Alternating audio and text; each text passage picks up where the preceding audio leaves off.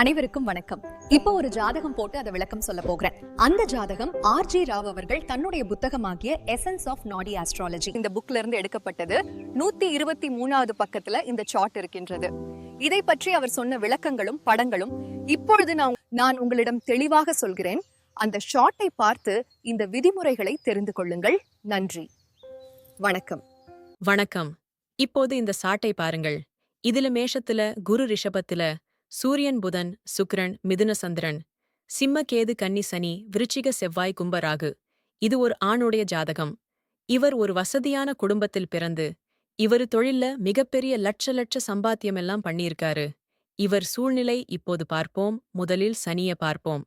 இந்த சனிக்கு 9 இடத்தில் சூரியன், புதன், சுக்கிரன் அமர்ந்திருப்பதால் தொழில் ரீதியான முன்னேற்றம், பல லட்சங்கள் சம்பாத்தியம் பண்ணக்கூடிய ஒரு சூழ்நிலையெல்லாம் ஏற்பட்டது.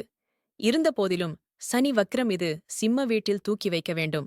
அப்படி வைத்தால் குரு, கேது, சனி சம்பந்தம் தெரிகிறது. தொழில் காரணம் சனி வக்கிரமடைந்து கேதோடு சேர்ந்திருப்பதால் தொழில் ஒரு பெரிய நஷ்டமும் ஒரு நெருக்கடியான ஒரு சூழ்நிலையும் ஏற்பட வாய்ப்பு வந்தது.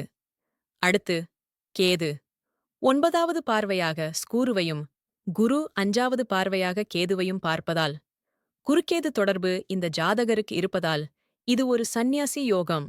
சூழ்நிலை காலங்கள் மாறும்போது இவர் கடைசி நிலையில் ஒரு சந்நியாசியாகவும் ஒரு ஆன்மீகவாதியாக மாற வாய்ப்பிருக்கு.